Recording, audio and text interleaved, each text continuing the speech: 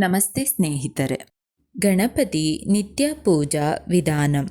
ಅವಶ್ಯಕಾನಿ ವಸ್ತೂನಿ ಆಸನಂ, ದೀಪಃ, ಗಂಧಃ, ಕುಂಕುಮಂ, ಅಕ್ಷತಃ, ಪುಷ್ಪಾಣಿ, ಧೂಪಃ, ನೈವೇದ್ಯಂ, ತಾಂಬೂಲಂ, ಆಚಮನೀಯಂ, ಪೂಜಾಪಾತ್ರಂ, ಕಲಶಃ, ಶಂಖಃ, ಗಣಪತಿ ಪ್ರತಿಮಾ ವ ಚಿತ್ರಪಟಃ ವ. पूर्वाङ्गपूजा श्री महागणाधिपतये नमः. श्री गुरुभ्यो नमः. हरि ओम्. शुचिः. अपवित्रः पवित्रो वा सर्वावस्थां गतोऽपि वा यः स्मरेत् पुण्डरीकाक्षं स बाह्याभ्यन्तरः शुचिः. पुण्डरीकाक्ष पुण्डरीकाक्ष पुण्डरीकाक्षाय नमः. प्रार्थना. शुक्लाम्बरधरं विष्णुं शशिवर्णं चतुर्भुजं प्रसन्नवदनं ध्यायेत् सर्वविघ्नोपशान्तये. अगजानना पद्माकं गजाननमहर्निशम् अनेकदन्तं भक्तानाम् एकदन्त उपास्महे. तदेव लग्नं सुदिनं तदेव ताराबलं चन्द्राबलं तदेव विद्याबलं दैवाबलं तदेव लक्ष्मीपते. तेङ्गियुगं स्मरामि. गुरुब्रह्मा गुरुविष्णु गुरुदेवो महेश्वरः. गुरुसाक्षात् परब्रह्म तस्मै श्रीगुरवे नमः. सर्वमङ्गलमाङ्गल्ये शिवे सर्वार्थसाधिके शरण्ये त्र्यम्बके गौरी नारायणी नमोऽस्तुते. श्रीलक्ष्मीनारायणाभ्यां नमः. उमामहेश्वराभ्यां नमः. वाणीहिरण्यगर्भाभ्यां नमः. शचीपुरन्दराभ्यां नमः. अरुन्धतीवसिष्ठाभ्यां नमः. श्रीसीतारमाभ्यां नमः. मातापितृभ्यो नमः. सर्वेभ्यो महाजनेभ्यो नमः. आचमनम्. ॐ केशवाय स्वाहा. ॐ नारायणाय स्वाहा. ॐ माधवाय स्वाहा. ॐ गोविन्दाय स्वाहा. ॐ विष्णवे नमः. ॐ मधुसूदनाय नमः. ॐ त्रिविक्रमाय नमः. ॐ वामनाय नमः. ॐ श्रीधराय नमः. ॐ ऋषिकेशाय नमः. ॐ पद्मनाभाय नमः. ॐ दामोदराय नमः. ॐ सङ्कर्षणाय नमः. ॐ वासुदेवाय नमः. ॐ प्रद्युम्नाय नमः. ॐ अनिरुद्धाय नमः. ॐ पुरुषोत्तमाय नमः. ॐ अद्योक्षजाय नमः. ॐ नारसिंहाय नमः.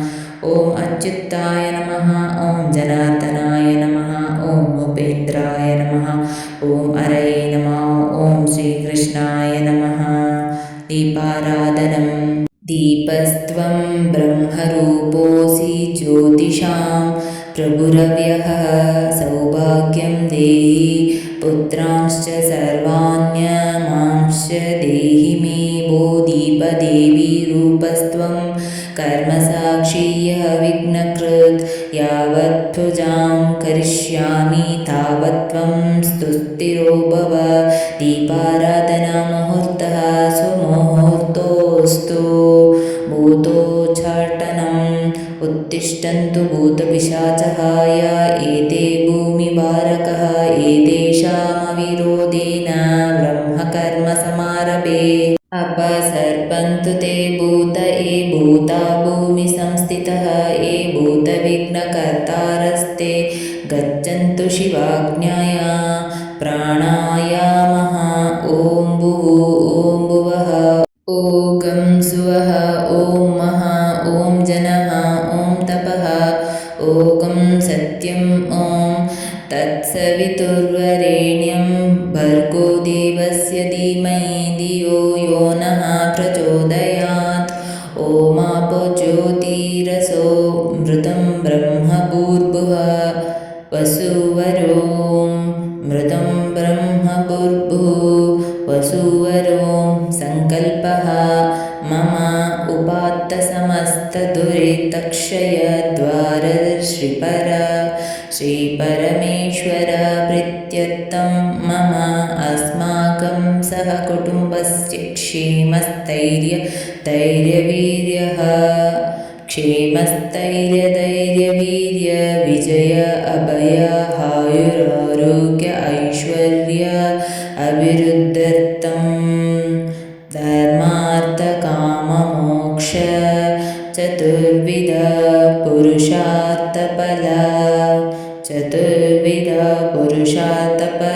सिद्ध्यर्थं सर्वभीष्टसिद्ध्यर्थं श्रीमहागणपति प्रीत्यर्थं यावाचक्ति ध्यान आवाहनादि षोडशोपचार पूजां करिष्ये तदङ्गकलशारदानं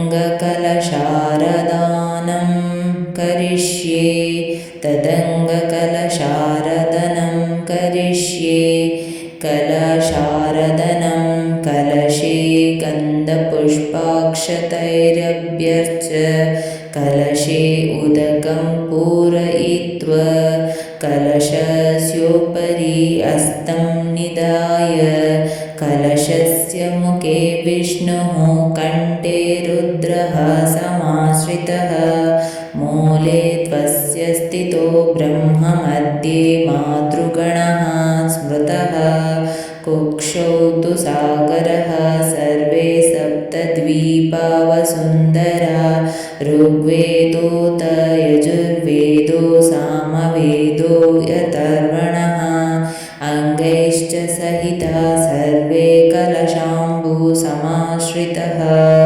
गङ्गे च यमुने चैव गोदावरी सरस्वती नर्मदे सिन्धु कावेरी जलेऽस्मिन् सन्निधिं कुरु कावेरी तुङ्गभद्रश्च कृष्णवेणी च गौतमी भागीरथीति विख्यातः पञ्चगङ्गः प्रकीर्तः आयान्तु देवपूजार्थं मम दुरितक्षयकारकः कलशोदकेन पूजाद्रव्याणि सम्प्रोक्ष्य देवं सम्प्रोक्ष्य आत्मानं च सम्प्रोक्ष्य शङ्खपूज शङ्खं चन्द्रार्कदैवतं मध्ये वरुणदेवतां पृष्ठे प्रजापतिं विन्द्य दग्रे गङ्गा सरस्वतीं त्रैलोक्यानि तीर्थानि वासुदेवस्य आज्ञया शङ्खे तिष्ठन्तु विप्रेन्द्रः तस्मात् शङ्खं प्रपूजयेत् ॐ शङ्खाय नमः ॐ धवळाय नमः ॐ पाञ्चजन्याय नमः ॐ शङ्खदेवताभ्यो नमः ॐ शङ्खदेवताभ्यो नमः सकलपूजार्थे अक्षतान् समर्पयामि घण्टानादः आगमार्थं तु देवानां गमनार्थं तु राक्षसां घण्टारवं करोम्यादौ देवताः लाञ्छनम् ॐ घण्टादेवताभ्यो नमः सकलोपचारपूजार्थे अक्षतान् समर्पयामि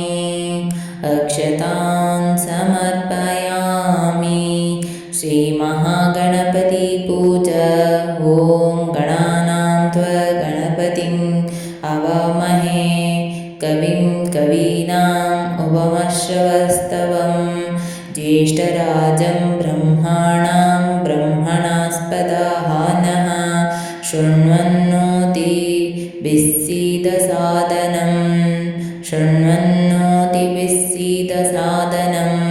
सुमुखश्चैकदन्तश्च कपिलो गजकर्णकः लम्बोदरश्च विकटो विघ्नराजो गणाधिपः धूमकेतुग्रहणाध्यक्षः पालचन्द्रो गजाननः वक्रतुण्डः शूर्पकर्णो हेरम्बः स्कन्दपूर्वजः। ॐ श्रीमहागणपतये नमः। ॐ श्रीमहागणपतये नमः। ध्यायामि आवाहयामि आसनं समर्पयामि पाद्यं समर्पयामि अग्र्यं समर्पयामि आचमनीयं समर्पयामि स्नानं समर्पयामि वस्त्रं समर्पयामि यज्ञोपवीतं समर्पयामि गन्धं समर्पयामि पुष्पाणि समर्पयामि धूपमाग्रापयामि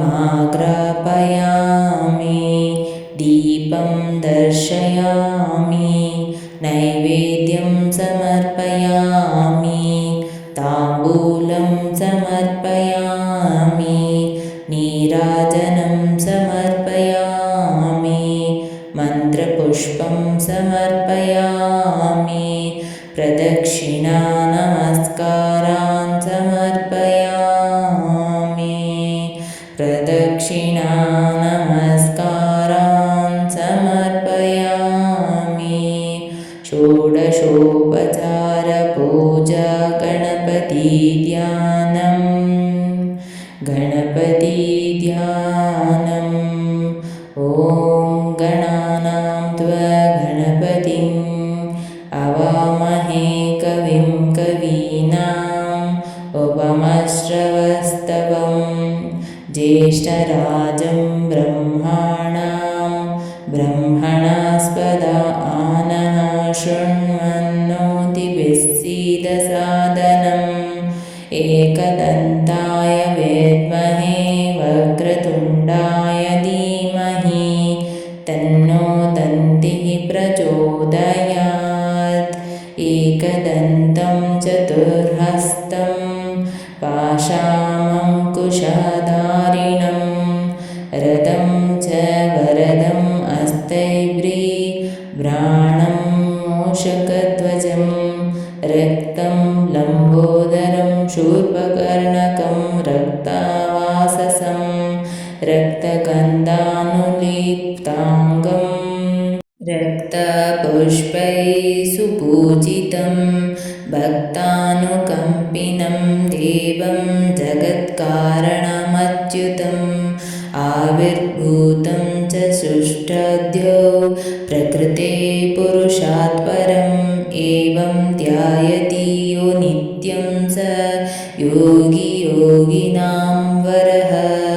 चतुर्बाहुं त्रिनेत्रं च गजास्यं रक्तवर्णकं पाशाङ्कुशादिसंयुक्तं मायायुक्तं प्रचिन्तयेत् मायायुक्तं प्रचिन्तयेत्। श्रीमहागणपतये नमः। ॐ श्रीमहागणपतये नमः।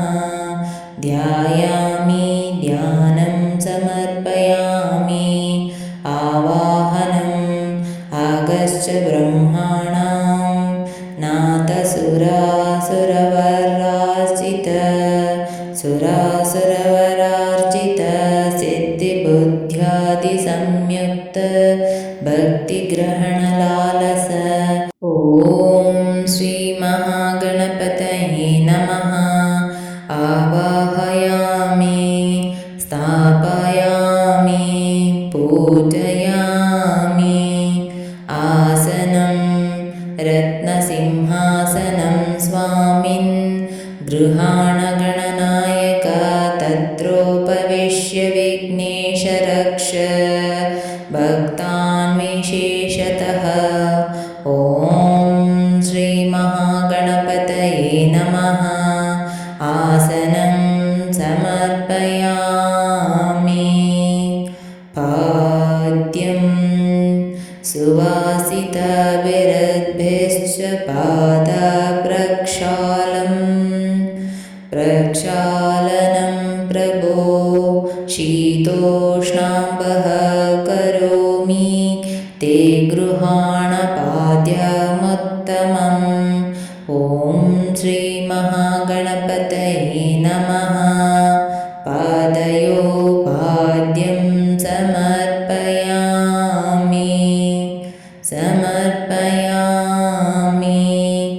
अग्र्यं रत्नप्रवालमोक्ताद्वैरनग्रैः संस्कृतं प्रभो अग्र्यं गृहाण एरम्ब द्विरदाननातोषकम् ॐ श्रीमहागणपतये नमः हस्तयो अग्र्यं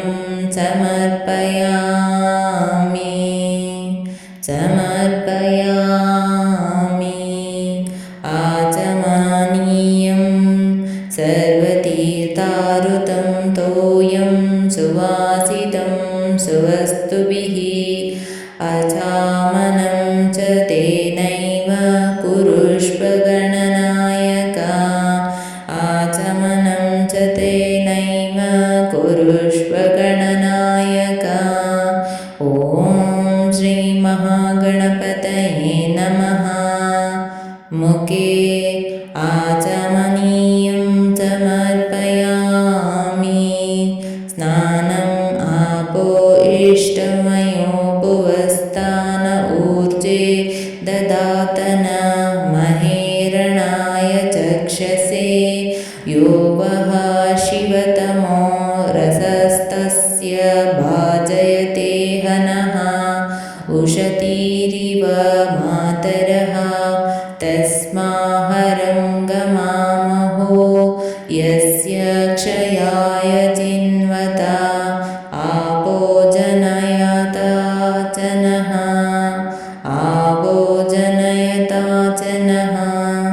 ॐ श्रीमहागणपतये नमः शुद्धोदकस्नानं समर्पयामि स्नानानन्तरम् आचमनीयं समर्पयामि वस्त्रयुग्मं गृहाण त्वमनगरं रक्तवर्णकं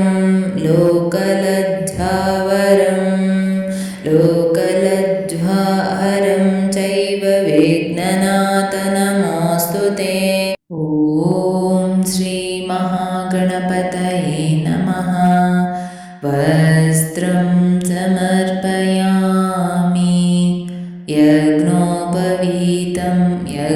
यज्ञोपवीतं परमं पवित्रं प्रजापतेर्यसहजं पुरस्तात् आयुष्यमग्र्यं प्रतिमुञ्च शुभ्रं यज्ञोपवीतं बलमस्तु तेजः ॐ श्रीमहागणपतये नमः यज्ञोपवीतं समर्पयामि गन्धं रक्तचन्दनसंयुक्तं गन्धं गणेश गृहात्यां भक्त्या समर्पितं तुभ्यं सर्वसम्पत्तिप्रदायकम् ॐ श्रीमहागणपतये नमः गन्धं समर्पयामि अर्चना अक्षतान् धवळान् दिव्यान् पुष्पाणि च सुगन्धीनि भक्त्या दत्तानि गृह्यन्तां सर्वदेवः प्रसीदता अङ्गपूज ॐ सुमुखाय नमः पादौ पूजयामि ॐ एकदन्ताय नमः गुलौ पूजयामि ॐ कपिलाय नमः जानुनी पूजयामि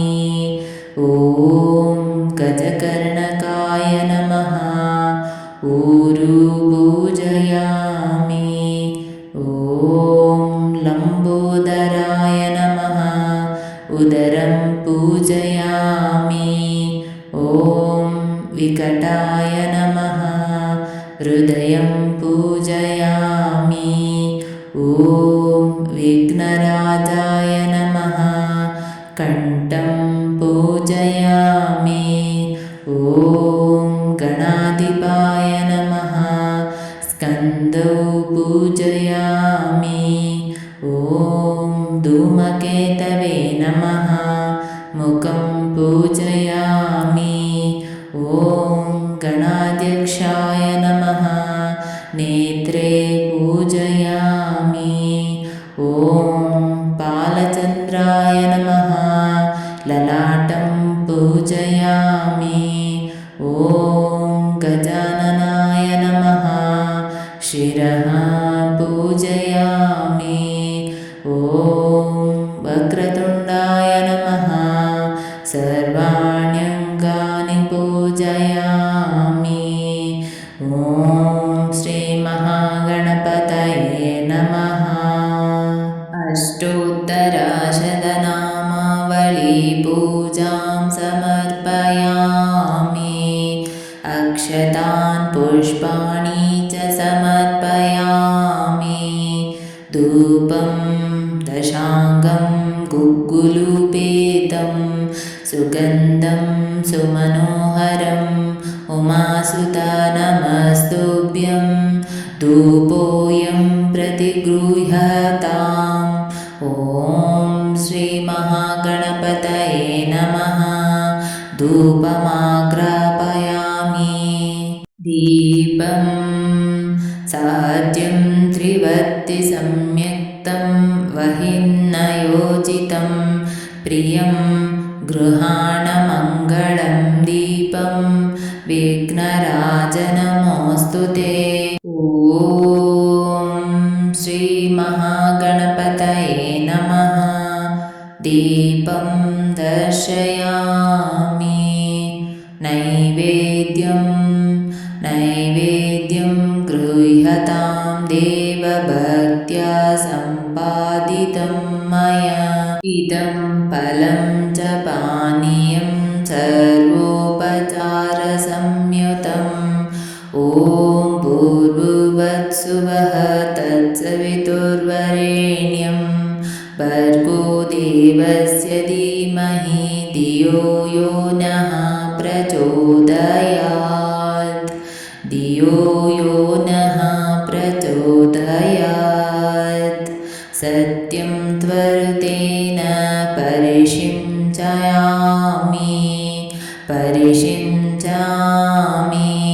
अमृतमस्तु अमृतोपस्तरणमसि।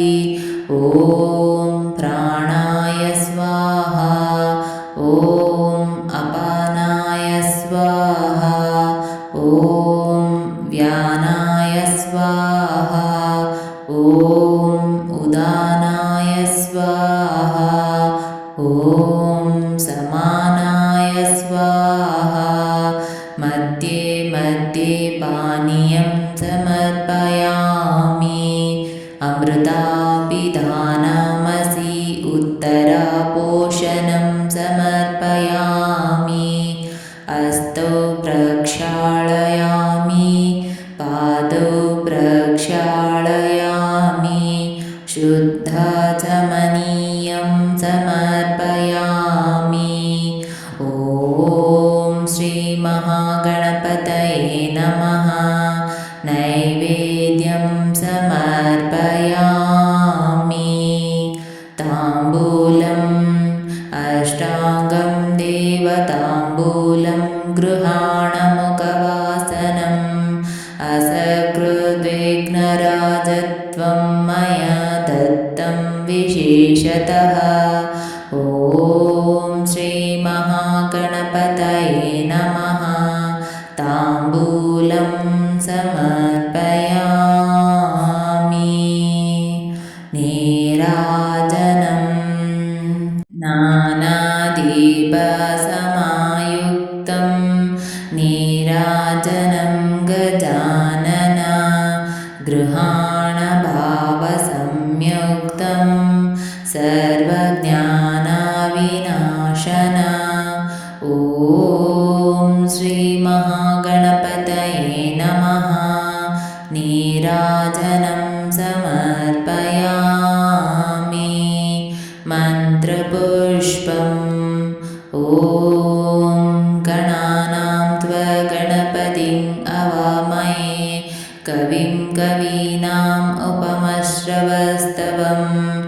ज्येष्ठराजं ब्रह्मणां ब्रह्मणास्पद आनः शृण्वन्नोतिभिः सीदसादनम् चतुर्वेदभव्यैर्मन्त्रैः घ्राणपद्यैर्गजानन मन्त्रितानि गृहाण त्वं पुष्पपत्राणि विघ्नप। ॐ श्रीमहागणपतये नमः। मन्त्रपुष्पं समर्पयामि। मन्त्रपुष्पं समर्पयामि।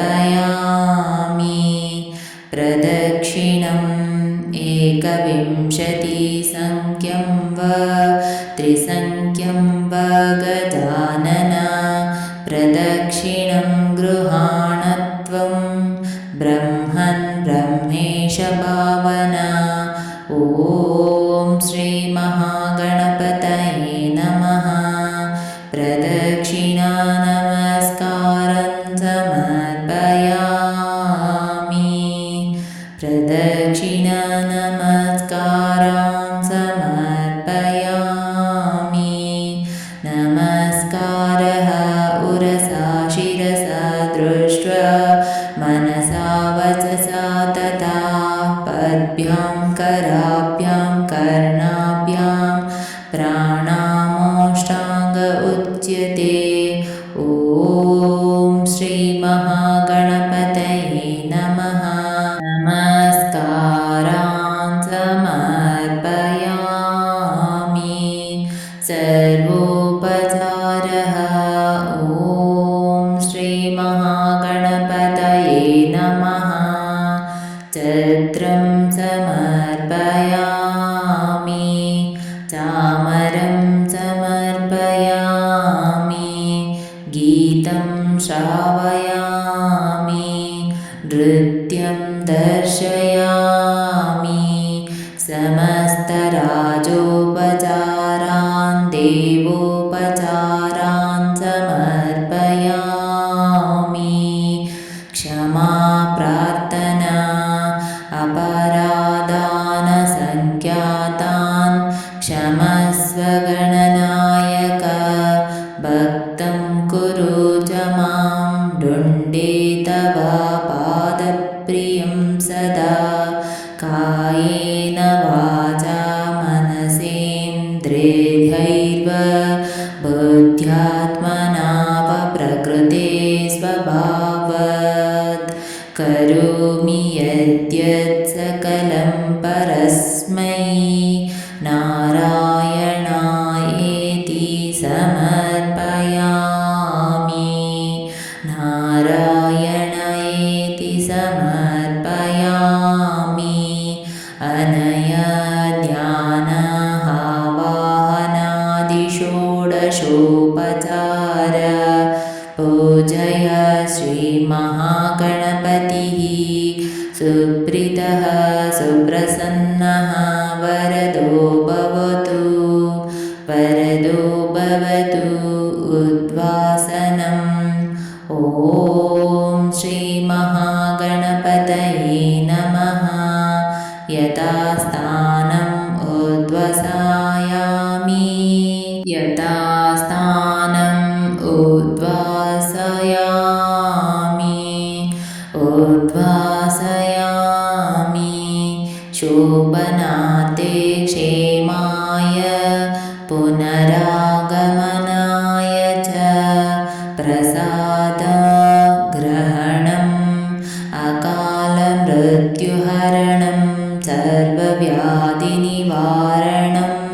समस्तपापक्षयकरं देवता पादोदकं शुभं। श्रीमहागणपतिप्रसादं शिरसा गृहामि। ॐ शान्तिः शान्तिः शान्तिः। ॐ तत्सत् ब्रह्मार्पणमस्तु। स्नेह ಸ್ನೇಹಿತರೆ, ಈ ವಿಡಿಯೋ ಇಷ್ಟವಾದಲ್ಲಿ ಲೈಕ್, ಶೇರ್ ಆ್ಯಂಡ್ ಕಾಮೆಂಟ್ ಮಾಡಿ. ಮುಂದಿನ ವಿಡಿಯೋಸ್ಗಳಿಗಾಗಿ ಚಾನಲ್ ಅನ್ನು ಸಬ್ಸ್ಕ್ರೈಬ್ ಮಾಡಿ. ಧನ್ಯವಾದಗಳು.